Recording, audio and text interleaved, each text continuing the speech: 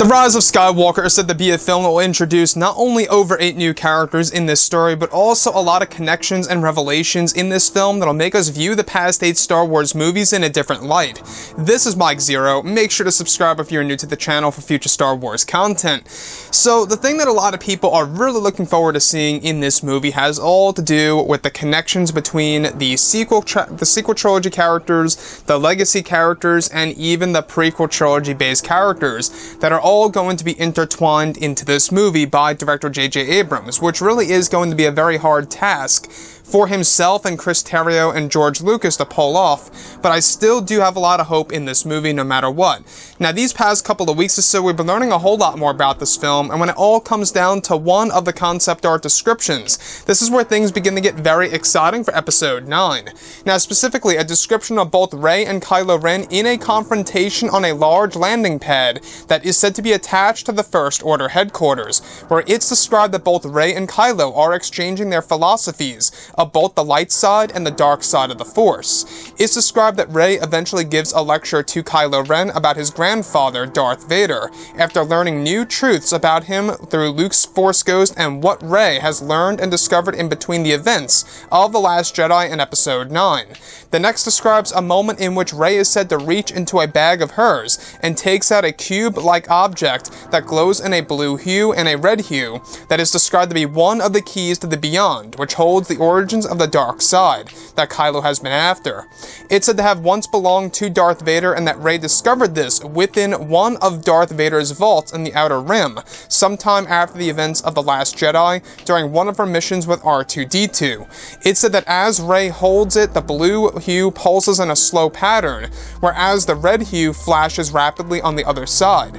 It's said that this is a secret artifact of Vader's that Kylo has been searching for years, and after learning that Rey has it where she refuses to hand it over, this is what resumes their saber duel where Kylo is fueled by rage.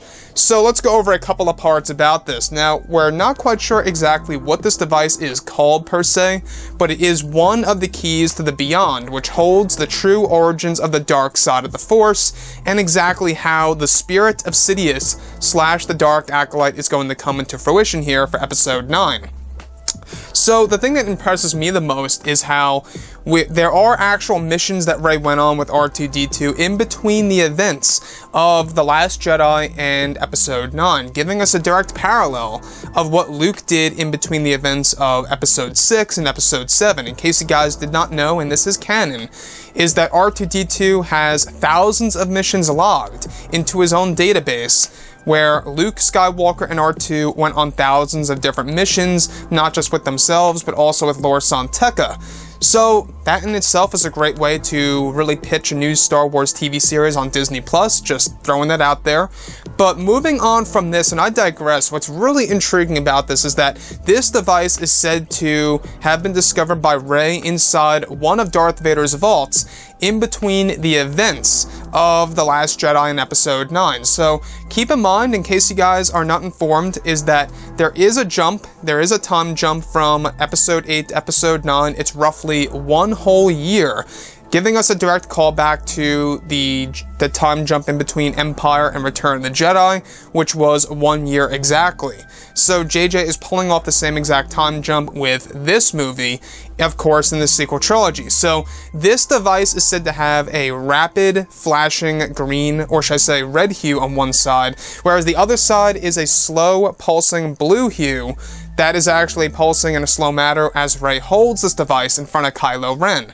Now, Kylo is said to have been searching for this device for years. We're not quite sure how long. It could have been for 2 years, 3 years, for all we know. We're not quite sure.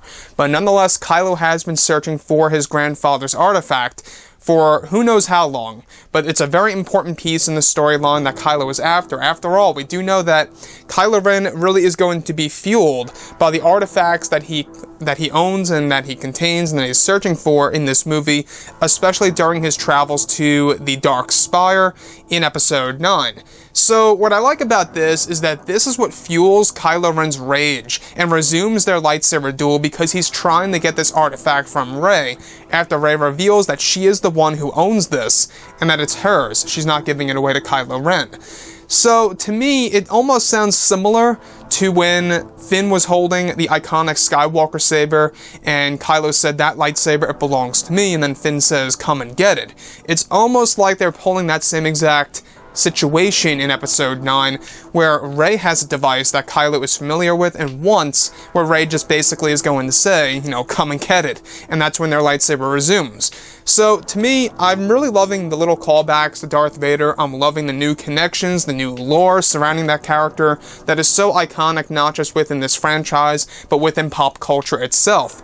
Anyways, guys, drop a comment below. Let me know what you think about all of this in the comments. And if you guys did enjoy the content for today, do make sure to drop a thumbs up on this video to support the channel. I thank you all so very much for the kind support, and I'll catch you guys next time.